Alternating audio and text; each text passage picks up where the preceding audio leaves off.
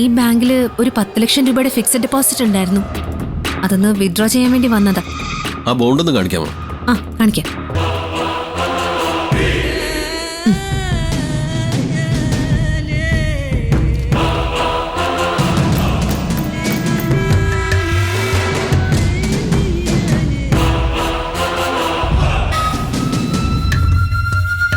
ഇതൊരു അശോകന്റെ പേരിലുള്ള ഡെപ്പോസിറ്റ് ആണല്ലോ.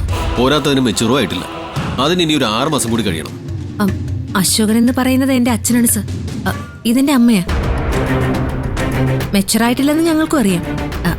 ഇൻട്രസ്റ്റ് കട്ട് ചെയ്തിട്ടാണെങ്കിലും കുഴപ്പമില്ല. കുറച്ച് അത്യാവശ്യം ഉണ്ടായിരുന്നു, അതാ. എന്തായാലും ഈ പണം എടുത്തേ പറ്റൂ.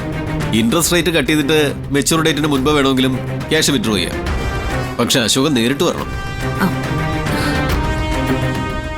എന്റെ അച്ഛൻ സുഖമില്ലാതെ കിടക്കാണ് സർ. പാരലറ്റിക് അറ്റാക്കാ. ഒന്ന് അനങ്ങാനോ മിണ്ടാനോ പോലും ആവാതെ വീട്ടിൽ തന്നെ കിടക്കുക. അങ്ങേരിപ്പോ വീൽ ചെയറിലാണ് സർ. സത്യം പറയാലോ, ചികിത്സയ്ക്കായി പോലും ഞങ്ങളുടെ കയ്യിൽ 5 പൈസ ഇല്ല.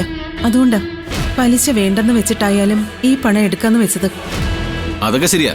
പക്ഷെ ഇതത്ര ഈസി ഉള്ള കാര്യമല്ല. ലീഗൽ പ്രൊസീജിയേഴ്സ് ഒരുപാടുണ്ട്.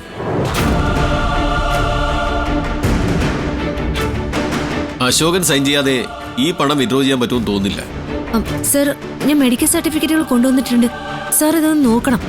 അനങ്ങാൻ പോലും പറ്റാതെ വീൽ ചെയറിൽ ഇരിക്കുന്ന ആള് എങ്ങനെ വന്ന് സൈൻ ചെയ്ത് തരാനാ? സാർ ഈ സർട്ടിഫിക്കറ്റുകൾ ഒന്ന് നോക്കണം പ്ലീസ്.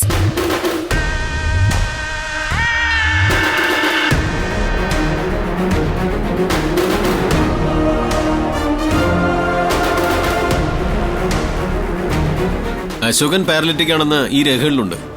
അങ്ങനെയാണെങ്കിൽ ഇദ്ദേഹത്തിന്റെ നോമിനിക്ക് മാത്രമേ ഈ പണം വിഡ്രോ ചെയ്യാനുള്ള അധികാരമുള്ളൂ.